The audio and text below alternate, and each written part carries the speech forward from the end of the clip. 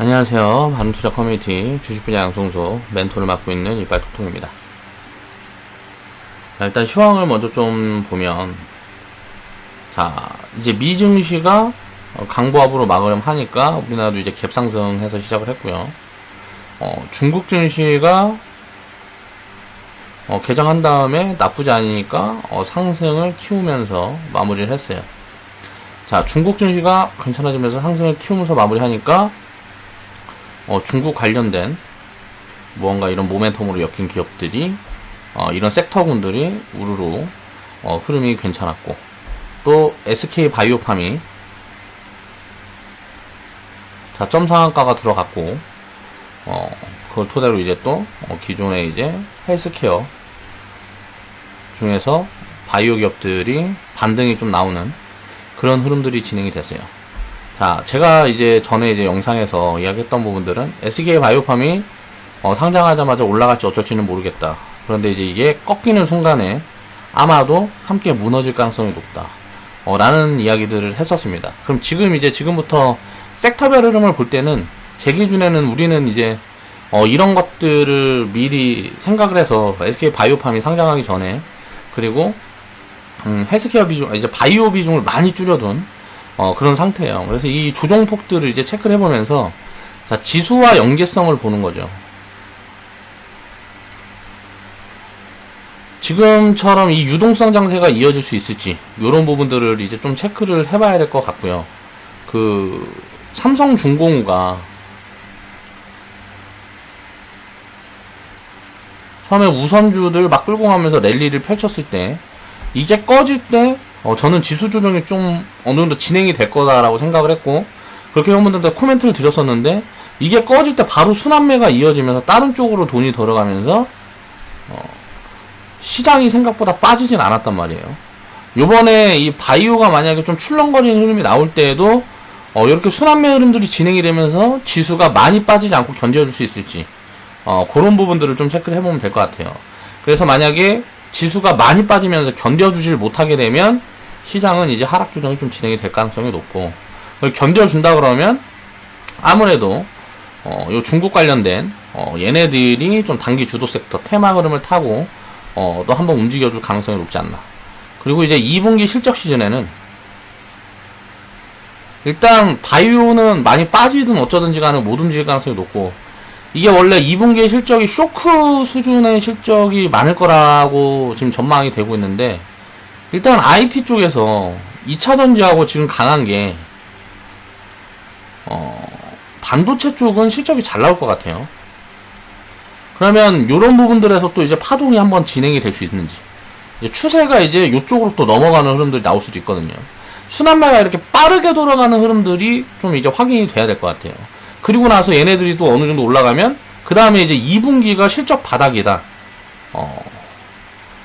나는 또 전망들이 잡히면서 가치주 섹터들이 또 이제 바닥을 탈피하는 모습들이 나올 수가 있어요.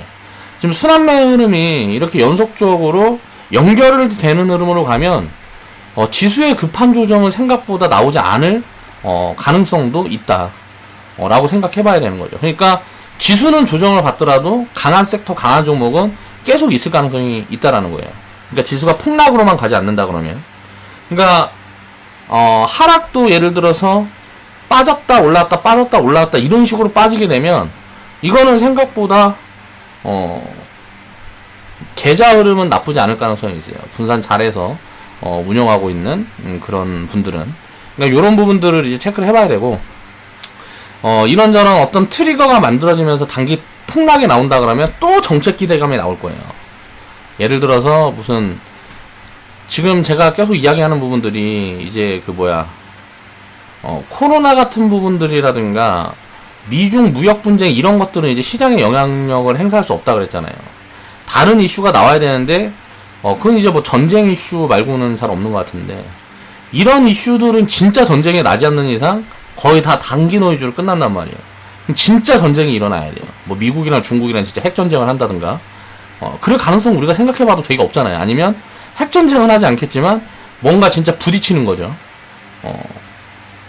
그래서 뭐 출혈 경쟁, 이제 출혈 흐름이 뭐 나오고 뭐 하는 그런 부분들이 진행이 돼야 되는데, 요거는 현실적으로 굉장히 어렵지 않냐. 그러면 저도 계속 지금 방향이 조정 흐름으로 보여지는데 우리는 이제 포지션을 그렇게 조정으로 대응을 안 하고 있어요. 왜 그러냐면 여기저기에서 그건 이제 내 생각인 거고 내 심리적인 부분들인 거고 밸류로 봐도 그렇게 크게 비싸지 않은 부분이라서 현금도 많이 만들어갈 수가 없고 그리고 시장에서 보여지는 것도 좀 상방으로 간다 그래요. 제 심리적으로는 자꾸 빠질 거에 대한 걱정을 하는데 상방을 간다고 시장이 가르치고 있으니까 그냥 그에 맞춰서 하는 거죠. 심리를 배제하고. 그러니까 투자를 할 때는 내 생각이나 내 심리적인 부분에 연동해서 포지션 대응을 하게 되면 계속 엇박자를 타게 됩니다. 인간의 심리는 항상 반대로 가요. 대중의 심리는. 이거는 항상 반대로 간다.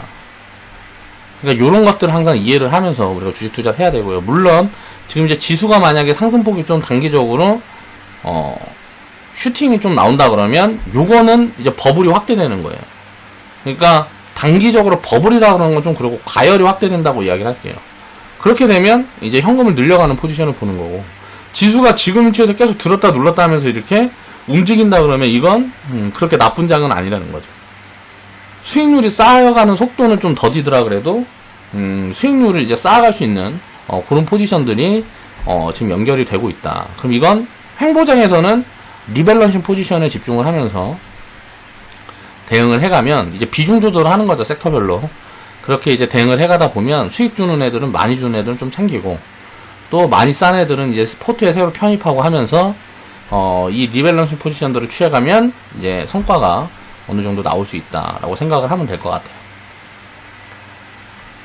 자, 2020년 7월 3일. 자, 오늘 이제 제작을 했던 영상이고요. 가끔 배신을 할 때도 있는데, 자, 이건 이제 비용이라 치자. 그러니까 쉽게 말하면 기업 가치는 배신하지 않는다? 라고 생각하면 안 돼요. 기업 가치를 우리가 확인할 수 있는 거는 재무제표죠. 재무제표는 배신을 합니다. 왜냐하면 조작이 가능하기 때문에. 이건 이제 합법적으로도 조작이 가능하고요. 그러니까 예를 들어서 지금 2분기인데 뭐 4분기에 나올 거라고 예상이 되는 실적을 땡겨서 지금 반영해갖고 숫자를 조작을 할 수도 있고요. 이런 게 이제 합법적인 조작이죠. 그리고 이제 불법적인 조작은 분식회계가 되겠죠. 그러면 이제 CEO라든가 뭐 해갖고 회사에서 임원진들이 불법적으로 조작을 하면 어떻게 될까요? 이건 회사가 문을 닫겠죠. 쉽게 말하면 상폐가 될 거란 말이에요. 자, 회사가 문을 닫으면 이건 노이즈가 되는 거죠. 이런 것들을 우리가 예측을 할 수 있냐. 제가 굉장히 여기에 대해서도 진짜 공부를 많이 했었는데 예측이 불가능하다라고 결론이 났어요.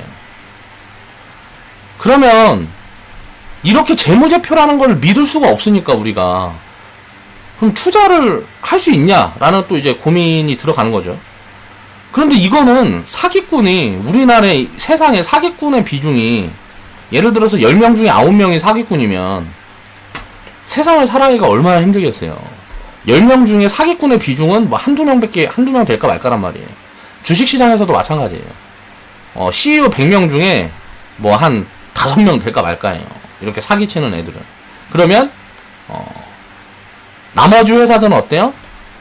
다 이거를 합리적으로 제출을 하고 뭐하고 한다라는 거죠.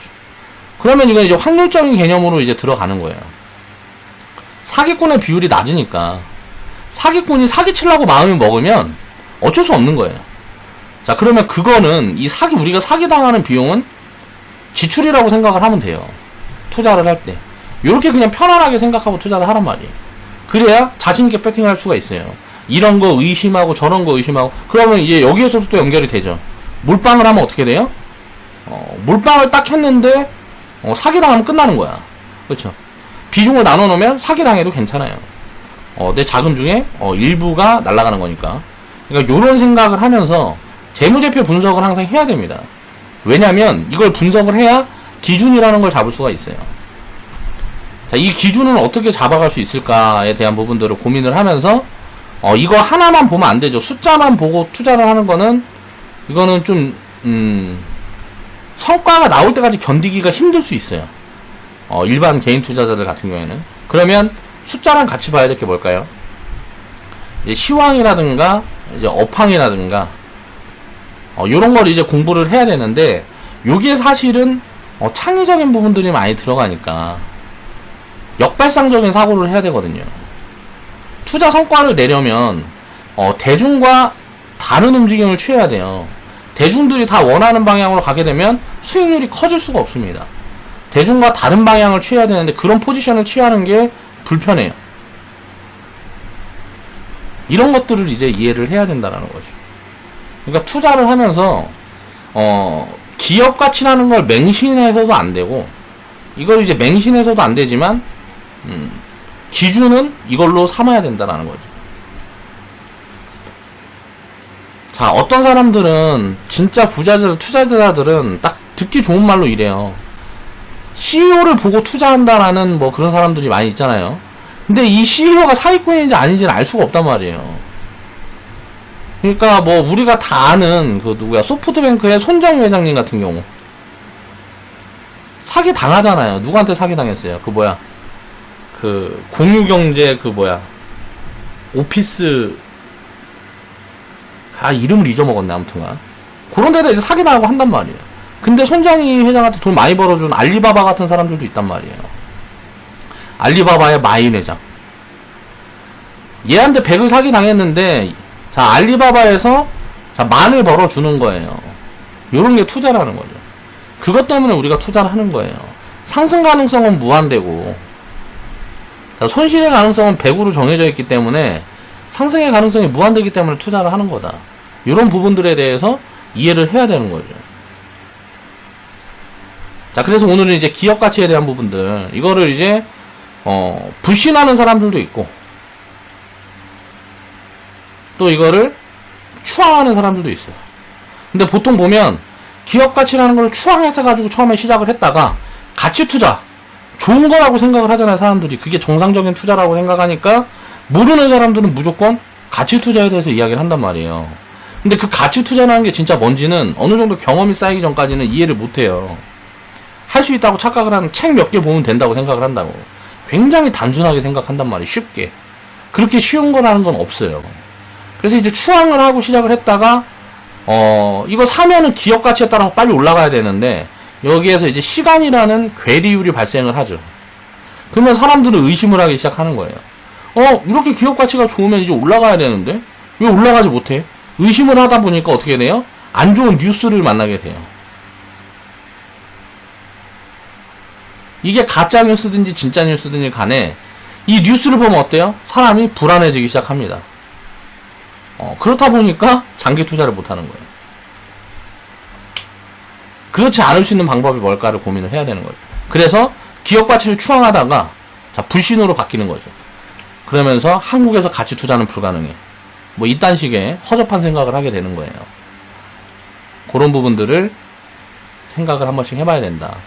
오늘은 이제 세원 140% 수익 인증해주신 회원분이 계셔서 이 부분에 대한 이야기를 한번 해볼까 합니다.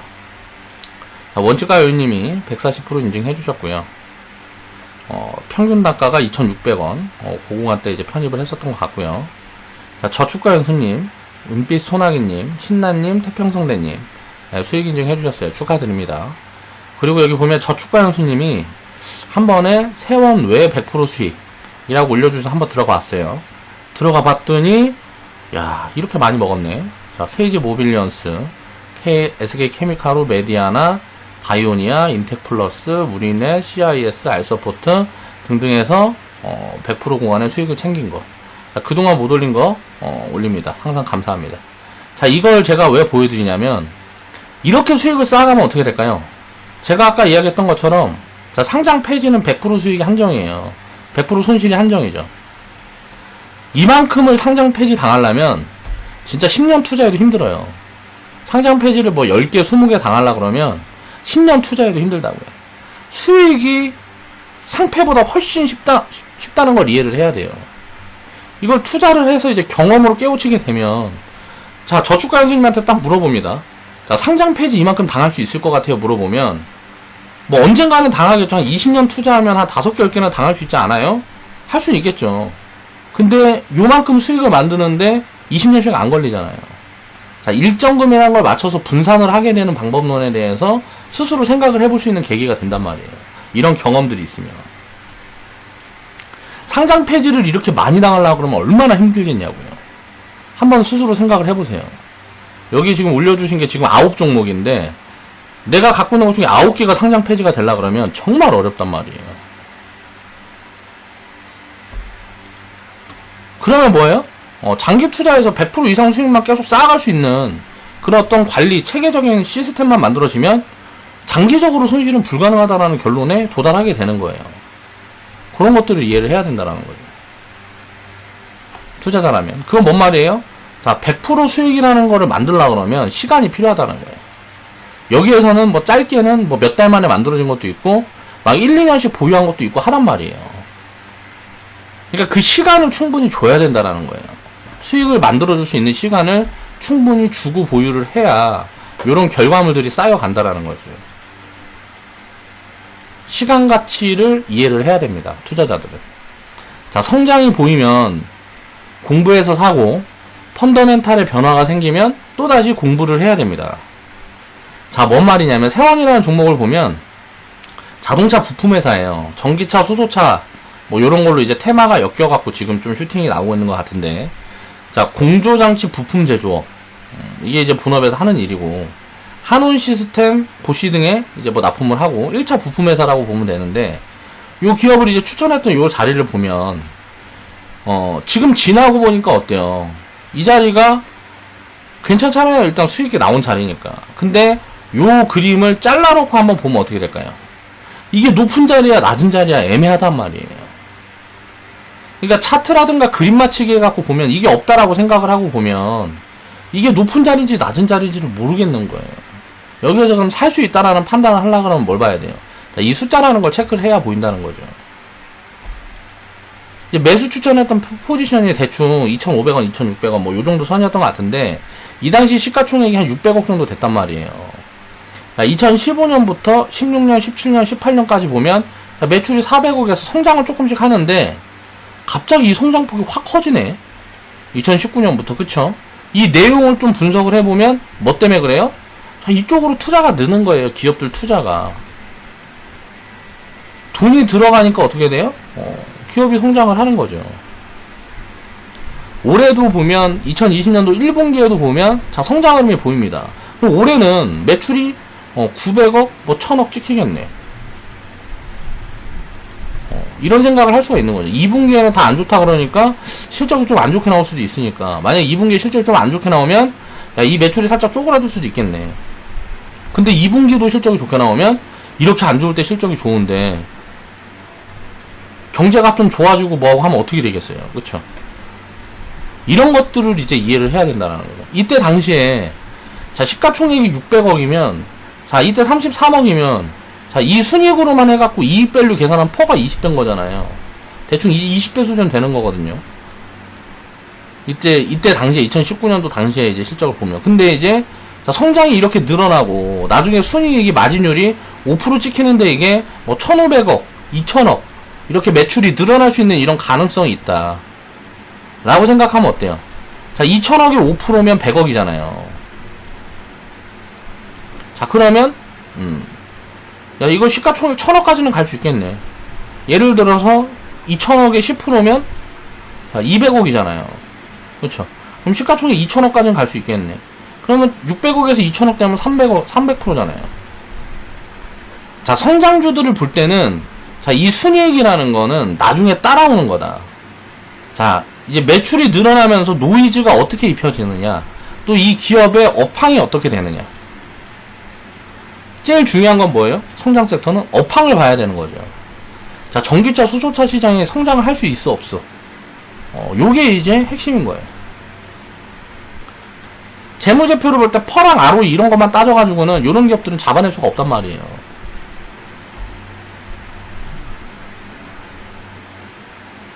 그러면 이제 우리가 가치 분석을 할 때 어떤 기준으로 분석을 해야 되느냐, 그런 것들에 대한 고민을 해야 되는 거죠. 과거 숫자를 보고 분석을 하는 게 아니에요.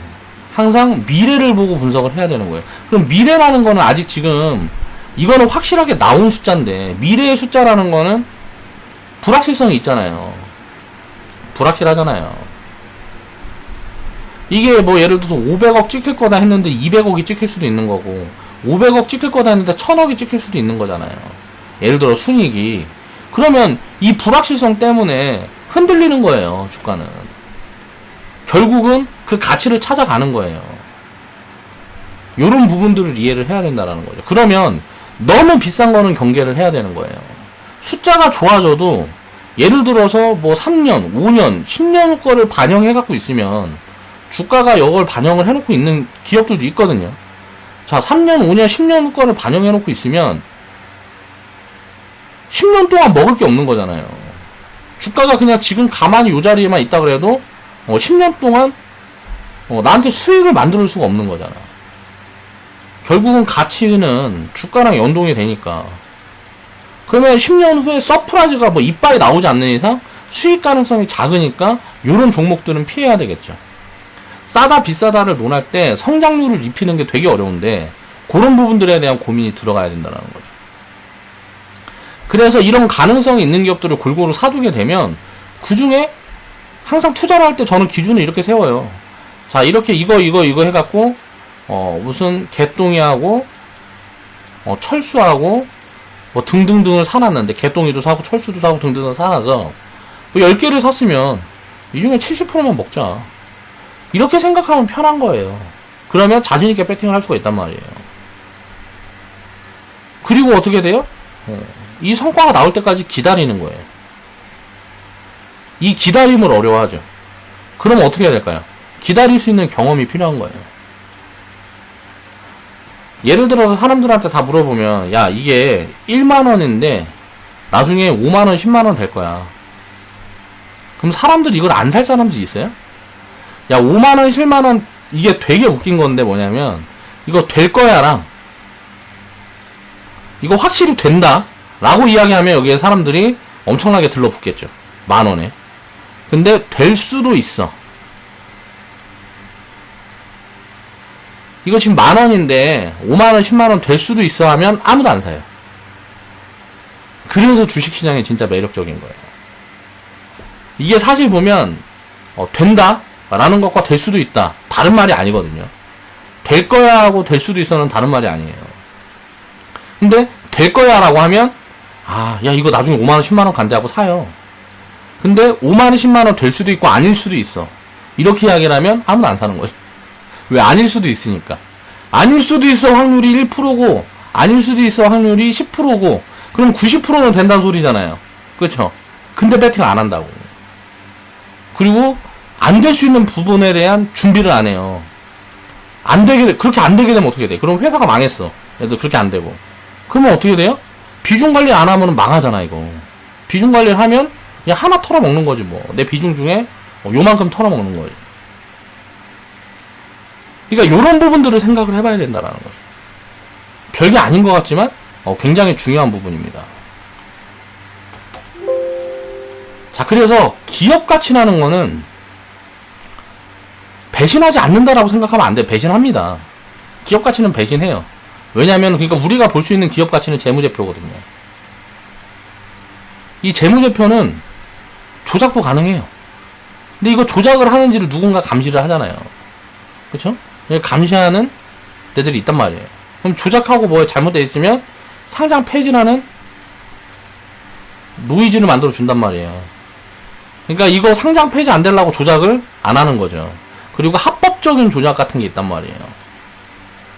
합법적 조작이라는 거는 실적을 땡겨서도 입히고 밀어서도 입히고 한단 말이에요. 그런 것들은 이제 숫자로 확인이 안 되는데 기업 이제 내부 내용들을 공부를 해야 이제 이런 게 보이겠죠. 근데 이제 이런 것들에 대한 게 있기 때문에 이런 기준을 우리가 세울 수 있어서 투자를 할 수가 있는 거란 말이에요. 변동성을 기준으로 삼을 수 있는 방법은 없습니다. 그 사람들은 변동성을 기준으로 삼을 수 있다고 생각을 해요. 그래서 이 기준 지표를 뭐라고 생각을 하냐면 차트를 생각을 해요. 차트라든가 뭐 여러 가지 뭐 기술적 지표들 그런 것들을 이게 다 후행 지표는 건데 이게 안 먹히는 이유는 변동성을 예측할 수 없는 이유는 자 후행 지표를 보고 미래를 예측할 수가 없단 말이에요.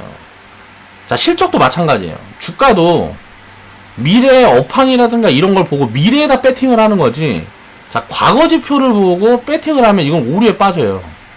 차트나 똑같은 거예요. 그러니까 실적을 딱 보면 자 2019년도 요걸 보고 미래를 점치면 안 된단 말이에요. 이게 유지될 수 있는지를 공부를 해야 돼요. 미래를 공부를 또 따로 해야 된다고. 근데 이걸 보고 배팅을 하면 어떻게 될까요? 2020년도에 갑자기 매출이 700억이 되고 500억이 될 수도 있는 거예요. 그쵸? 그럼 매출이 700억이 되고 500억이 되면 어떻게 될까요? 야, 300억, 400억 이렇게 올라가다가 갑자기 800억으로 튀었다 갑자기 500억으로 쪼그라들면. 자, 주가는 이렇게 되겠죠. 그러니까 이런 것들에 대한 가능성들을 공부를 해야 되는 거죠. 어떤 걸 공부를 해야 되냐면 미래의 흐름을 공부를 해야 되는 거예요. 근데 확률적으로 이렇게 올라가는 건 어때요? 자, 미래도 좋을 가능성이 높거든요. 그러면 이 시작이, 이게 지금 이 업황이, 제일 중요한 건 전기차, 수소차 업황이, 이게 지금 시작이냐, 끝물이냐를 봐야 돼요. 이게 굉장히 다른 거란 말이에요. 지금 이제 전기차가 막 길거리에 다 돌아다니고 있어. 그러면 요런 거 보고 투자하면 안 돼요. 이 업황을. 전기차가 주변에 보니까 한 70%, 80%가 전기차야. 그러면 이건, 이 시장은 끝난 거란 말이에요. 이미 보급이 다 됐으니까 그 다음 걸 봐야죠. 자율주행차든 뭐든. 근데 그럼 이제 끝물이라는 거죠. 근데 지금은 어때요? 전기차 잘 보이지도 않고 아직 전기차 찍어내는 회사들도 전기차 비중이 많지가 않아. 그러면 앞으로 굉장히 좋을 수밖에 없네. 왜? 보급이 많이 돼야 되니까. 그 관련된 부품 회사니까 얘는 좋겠네. 라는 결론에 도출이 될 수 있는 거죠. 그리고 숫자는 뭐라고요? 확인해 가는 거예요. 내가 생각한 그 부분들이 맞는지 이걸 확인해 가는 과정이라는 거예요. 주가가 이렇게 올라가는 것도 나중에 확인하는 과정이에요. 내가 투자를 해서. 그러니까 미래라는 불확실한 부분에 우리는 배팅을 하고 투자를 하는 거라는 거죠. 근데 그 불확실한 걸 사람들은 싫어해요. 그러니까 얼마나 웃긴 거냐면 불확실하기 때문에 불확실하기 때문에 수익이 클 수 있는 거거든요. 이게 망할 위험도 있고 불확실하기 때문에 수익이 클 수 있는 거예요. 근데 사람들은 자, 확실하고 수익이 크길 바래요. 확실한 거는 수익이 작은 거예요. 클 수가 없어요. 수익이 크다는 건 말이 안 되는 거예요. 자, 확실한데 수익이 크다. 사기예요. 그러니까 뭐 요즘 보면 은행에서 무슨 뭐 ELS니 뭐 사모펀드니 해서 뭐 이런 거 팔 때 원금 보장이 되니 뭐 확실하니 하는데 은행금리가 얼마예요? 지금 1%도 안 주는데 자, 이런 거는 망할 위험이 없습니다 하고 예를 들어 3%, 5%를 준다 그래. 자, 이걸 믿는다는 자체가 말이 안 되는 거예요. 다 사기당한 거잖아요. 지금 은행은 다 1% 줬는데 이 3%, 5%짜리 확실한 상품이 어딨냐고. 그런 게 있다는 게 말이 안 되는 거라는 거예요. 그런 걸 이해하지 못하니까 맨날 사기당하는 거예요. 확실한데 수익률이 높다? 무조건 사기인 거예요, 이건. 확실한 게 어딨어. 불확실하기 때문에 수익이 높은 거예요. 그러면 자, 여기서 집중해야 될 부분은 이 불확실한 거를 자, 안전하게 관리할 수 있는 방법을 찾아야죠. 이게 시스템인 거예요. 그리고 이게 분산인 거예요. 요걸 이해하고 투자를 해야 된단 말이에요. 자, 오늘 방송 마무리하겠습니다.